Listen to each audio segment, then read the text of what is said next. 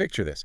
A marathon runner just crossed the finish line of a 26.2-mile race. Okay. They're sweating, completely exhausted, Yeah. and absolutely desperate for water. Yeah. They look up, see a race volunteer holding out a paper cup. They sprint over and grab it. Right. Now, if you're looking at that scenario while studying for your behavior analysis board exam, isn't that intense thirst the discriminative stimulus? Oh, wow. I mean, that extreme physical thirst is the literal trigger that makes the runner grab the water. Without the thirst, the behavior just doesn't happen, right? If you're sitting in the testing center and you select thirst as the discriminative stimulus, or SD, you have just stepped on one of the most dangerous landmines the exam has to offer. Wait, really? Yeah, that is a fundamental misunderstanding of behavioral principles, and honestly, it's a trap that catches thousands of test takers every single year. Well, that is exactly why we are pulling out the heavy artillery today. Welcome to the deep dive. For this deep dive, we have a massive stack of rigorous applied behavior analysis materials on the table. We're pulling from the BAS 6th edition study guide, some excerpts from the Cooper text, and a whole slew of notoriously tricky mock exams. So good stuff. Exactly. Our mission for you today is to completely demystify task list item G.6. So simple and conditional discrimination. Right. We are going to break down SD control, pull apart matching to sample procedures, and basically give you a bulletproof strategy for decoding those subtle context shifts that completely alter a test question. But let's go back to that runner for a second. I said thirst was the SD, and you told me I just blew up my exam score. Why? Because thirst is not a signal, thirst is a drive. Okay. In behavioral terms, being thirsty is the motivating operation, the MO. You have to separate the concept of a drive from the concept of a signal. Right, because the MO alters the value of the reinforcement in that specific moment. Exactly, because the runner is, heavily deprived of fluids. The value of water is astronomically high. But intense thirst does not tell you that water is actually available to drink. Oh, I see where you're going. I could be wandering through the Sahara Desert dying of thirst, so my MO is through the roof. Right. But there's absolutely no water for 100 miles. Exactly. Your drive is high, but there is no environmental cue signaling that the behavior of reaching out your hand will be reinforced with water. Yeah. The SD, on the other hand, is that signal of availability. It lets you know that, based on a history of reinforcement, if you emit a specific behavior right now, it will pay off. So in the marathon scenario, the volunteer holding the paper cup on the sidelines. The SD, yes. Okay, so the MO makes me want it, but the SD tells me I can actually get it. You got it. That is the core of simple discrimination. You have to distinguish the internal drive, the value-altering effect of the MO, from the environmental green light, which is the SD. Right. So let's look at the classic three-term contingency. Antecedent, behavior, consequence. Yeah, the ABCs. Yeah. To establish simple discrimination, we rely on a history of differential reinforcement. Okay, give me an example. Imagine a clinician working with a preschooler. The clinician holds up a red card. That antecedent is the SD. If the child says red, the behavior is reinforced. Makes sense. But if the clinician holds up a yellow card, that becomes an S delta. And the S delta being the signal that reinforcement is not available for that specific behavior. Correct. If the child looks at the yellow card and says red, the clinician withholds reinforcement. Right. Over time, the learner discriminates. The red card becomes the green light for the vocalization red, and the yellow card becomes the red light. I mean, that makes perfect sense in a, controlled, sterile clinic room. Yeah. But the real world, and certainly the Pearson VUE exam, doesn't operate in a vacuum like that. A green light in real life is rarely just a single isolated stimulus. Not at all. So what happens when the green light for a behavior depends on a secondary factor being present? Now, you are moving from simple discrimination into conditional discrimination. And this is where the standard 3-term contingency evolves into a 4-term contingency. 4-term contingency. Right. It's a layered if-then scenario where the correct response depends entirely on the presence of another broader stimulus. The mock exams have a really relatable example of this involving ice cream. Oh, yeah, the ice cream one. Yeah, let's say I turn to my partner on the couch and say, can you get me some ice cream? Okay. The behavior is my verbal request. The reinforcement is the ice cream. Right. But whether or not that request actually functions as an SD depends on multiple conditions. Right. It only works if there is actually ice cream in the freezer and if my partner is actually sitting there to hear me. That is the layered conditionality right there. I mean, if your partner is home but the freezer is empty, asking gets you nothing. Right. If the freezer is fully stocked but you're home alone, asking the empty room gets you nothing. Yeah, obviously. Both elements must be present simultaneously to function as the SD for your request. I read another one in the study guide about a sports watch. Someone points to the watch on your wrist and asks, "Where did you get that?" For me to get reinforced with a normal social interaction, I have to discriminate two separate things. The physical object they're pointing at, my watch, Right. and the specific verbal question word, where. If I only process the watch and just reply, "It's a watch," I'm going to get some very strange looks. You definitely will. Is this basically just human multitasking? Or is it more like a password where you need two distinct physical keys to unlock the reinforcement? Oh, the two-key password is a much more accurate clinical analogy. Multitasking implies doing two separate behaviors at once. Right. Conditional discrimination is about processing two antecedent stimuli to emit one correct behavior. Both keys must be turned at the exact same time. And if you only turn one? The reinforcement stays locked. And when a learner struggles to turn both keys, we see significant clinical barriers. The texts bring up a great, albeit kind of sad, clinical example of that barrier. A toddler named Amy.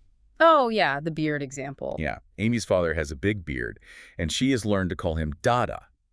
But because she hasn't developed complex conditional discrimination yet, she starts walking up to all men with beards at the grocery store and calling them Dada. It's a perfect example of faulty stimulus control. Specifically, overgeneralization based on a single physical property. Right, she's only turning one key. Exactly. She sees the facial hair, and that single feature controls her response. She is completely missing the conditional cues, the specific facial structure, the voice, the context of being in her own home, Yeah. cues that differentiate her actual father from a total stranger. Which is harmless when she's a toddler. But as she grows up, failing to process multiple social cues simultaneously becomes a massive safety issue. Absolutely. So if we have a learner who only turns one key, how do we intervene?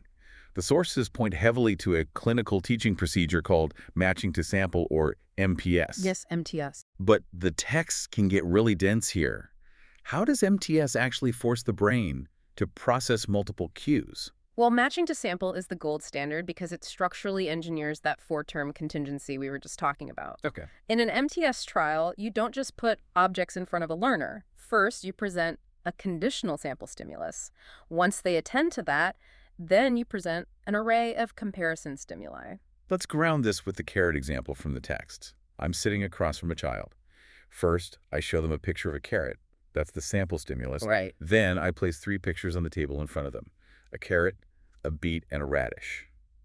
If I just say match, and the child picks the carrot from the array, that feels like simple identity matching to me. It does. Yeah. Is that conditional discrimination? It is the most basic form of it, yes, because picking the carrot from the table is conditional on the sample carrot you held up first. Okay, fair. But to really see the power of MTS, watch what happens when we change the verbal conditional cue. Let's say the sample is still a carrot. But now the array on the table is an orange pumpkin, a red beet, and a white radish. Oh, okay. And the instruction changes to find the item that is the same color as the sample. Oh, wow. So they can't just rely on the shape of a carrot anymore. Nope. They have to process the visual sample, extract the property of the color orange, process my verbal instruction of same color, and then scan the array to find the pumpkin. Exactly. They have to turn both keys. Yes. And the mechanism that makes this work clinically is what we call an observing response. An observing response. Yeah, a lot of practitioners miss this step entirely. Before the learner even looks at the array on the table, they must make an active observing response to the sample stimulus. What does that look like? They might have to point to the sample carrot, touch it, or repeat the word. If we don't ensure they're actively observing the specific conditional sample, they're just scanning the array and guessing. Now, the Cooper text mentions B.F. Skinner's early work using pigeons to demonstrate matching to sample. Yeah, the classic pigeon studies. Right. They would peck a red key if the sample light was red, and a green key if the sample was green. But I have to ask, is MTS just an elaborate animal training trick? Oh, not at all. Because moving from a pigeon pecking a colored light to a human being having a nuanced conversation seems like an impossibly massive leap. It is a massive leap, but MTS is the architectural bridge that gets us there. This is where we have to talk about the cognitive mechanism behind human learning. Forgive me. When we use MTS effectively with humans, it connects directly to derived relational responding and stimulus equivalence. Okay, stimulus equivalence. Reflexivity, symmetry, transitivity. I know for a fact these three words terrify people prepping for the exam. They really do. They sound like advanced calculus. Let's see if I can break this down and you tell me where I go wrong. Go for it. Reflexivity is just matching identical things. A equals A. I hold up a picture of a bicycle, the kid finds the identical picture of a bicycle. That is correct. It is generalized identity matching. Then we have symmetry. Symmetry is A equals B, therefore B equals A. So I teach a child that the spoken word bicycle matches the picture of the bicycle. Right. Because I taught them that, they can automatically reverse it. If I hold up the picture, they can say the spoken word.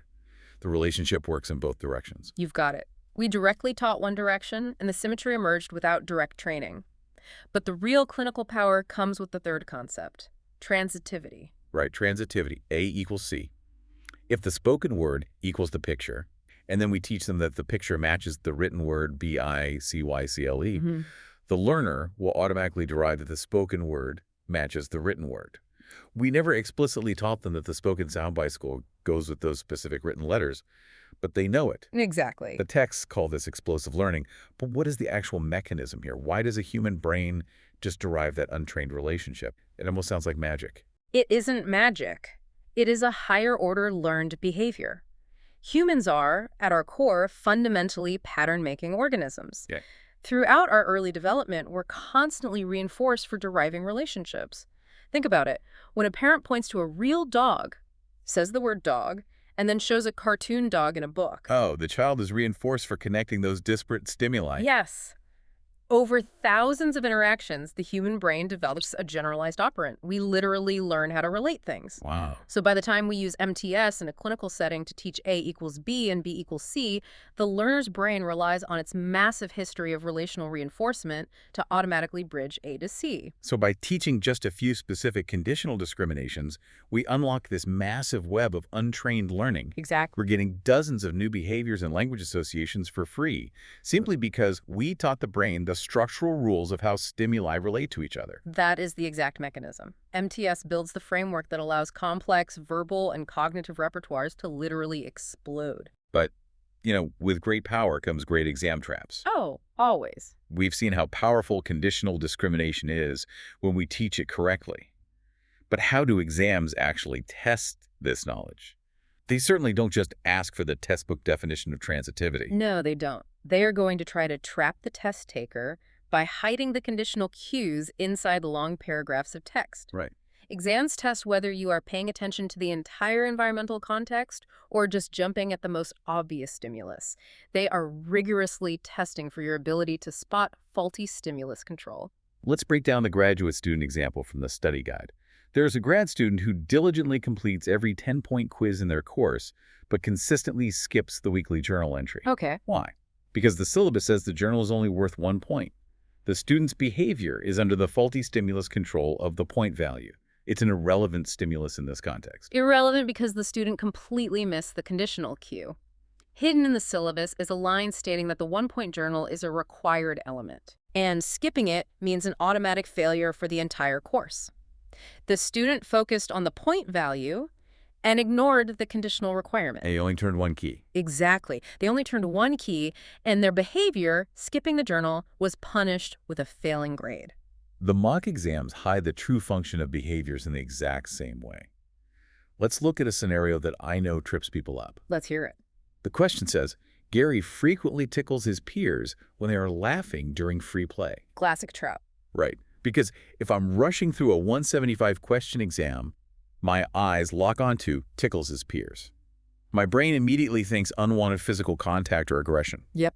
And I start scanning the multiple choice options for an intervention about blocking the behavior or implementing a punishment procedure. And if you select that punishment procedure, you fail the question. You fell for the trap because you completely missed the conditional cue. The laughing. Yes. Gary doesn't just tickle his peers randomly. Read the rest of the sentence. He tickles his peers when they're laughing. Laughing is the second key. Yes. The laughing is the conditional cue, and it changes the entire function of Gary's behavior. He is not exhibiting random aggression. He is seeking a specific social reaction. Because the behavior is maintained by pure attention. Exactly. If you implement a rigid punishment procedure without realizing the behavior is attention maintained, your intervention will be clinically useless and possibly even make the behavior worse. So what is the elite strategy here? When our listener is sitting in that testing chair, staring at a paragraph that feels like a maze, how do they systematically avoid stepping on that mine? You need a concrete heuristic for breaking down complex scenarios. First, isolate the target behavior. Second, look at the immediate consequence. What happens right after the behavior? Okay, behavior, then consequence. Third, and this is the crucial step, zoom out and scan the antecedent for an if-then variable. Like checking for a change in context. Yes. Ask yourself, does the reinforcer change based on the time of day? Does it change depending on which specific staff member is in the room? Does it change based on the specific phrasing of the verbal instruction? If the consequence is dependent on any of those shifting variables, you are dealing with a 4-term contingency. So don't just look at the behavior in isolation. You have to map out the invisible conditions surrounding it. Exactly. You must evaluate the entire context before you select an intervention. Because at Amethyst Therapy Services, Inc., we build clinicians, not just test passers. I love that. And if you want to connect with a team that trains at that level, you can go to www.amethysttherapyservices.com or email them at info@amethysttherapyservices.com. And hey, if this helped you, follow behavioral intelligence, share this episode with another RBT or BCBA who's studying, and leave a comment or review. That's how we grow and how I keep creating high-level content for you. We really appreciate the support. But, getting back to evaluating context, this really matters far beyond passing a multiple choice test. Oh, absolutely. In applied settings, we don't want to build rigid robotic repertoires where a client just points to a red card on command in a sterile room. Right. We want dynamic thinkers who can navigate incredibly complex social environments. Right, because social environments are nothing but conditional discriminations. Yes. I mean, it is perfectly appropriate to ask your roommate for a snack when you are standing in the kitchen at noon. But it is highly inappropriate to walk into their bedroom and ask for a snack at 2 in the morning.